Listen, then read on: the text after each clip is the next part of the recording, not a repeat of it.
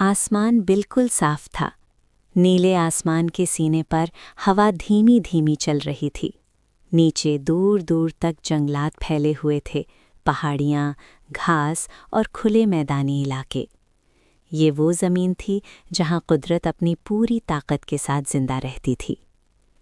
इसी आसमान में एक बाज अपने पर फैलाए हुए बुलंद परवास कर रहा था। ये कोई आम बाज नहीं था। ये जंगलात का सबसे तेज़ नज़र और सबसे गुरूरी शिकारी था। इसका यकीन था कि जो चीज़ ज़मीन पर चलती है वो इसके लिए बस एक शिकार है। बाज को अपनी क़ुव्वत पर नाज़ था।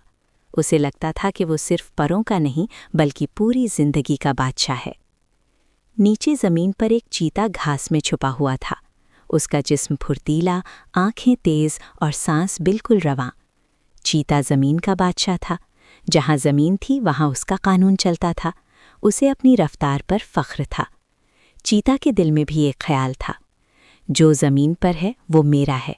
आसमान वाले सिर्फ देख सकते हैं, जीत नहीं सकते।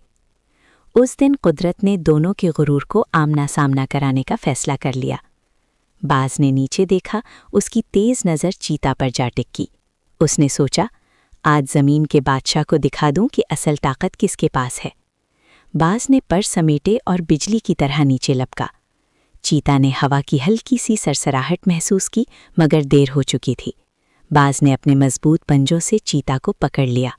ज़मीन से अचानक जुदाई ने चीता के होश उड़ा दिए। चीता ने गुर्राते हुए कहा, छोड़ दो मुझे, तुम आसमान के हो, मैं ज़मीन का हूँ। बाज ने ऊपर उड़ते हुए जवाब दिया, आज ज़मीन और आसमान का फैसला होगा। आसमान में दोनों घूम रहे थे। चीता ज़ख्मी भी था और हैरान भी। उसने कभी सोचा भी ना था कि कोई उसे ज़मीन से उठा सकता है। कुछ देर बाद बाज की परवाज़ धीमी होने लगी। चीता वज़न में भारी था। हवा मुखालिफ हो रही थी। बाज के पर थकने लगे। चीता ने महसूस किया कि बाज की ताकत कम हो रही है। उसने नरमी से कहा, अगर दोनों गुरूर में रहे तो दोनों गिर जाएंगे।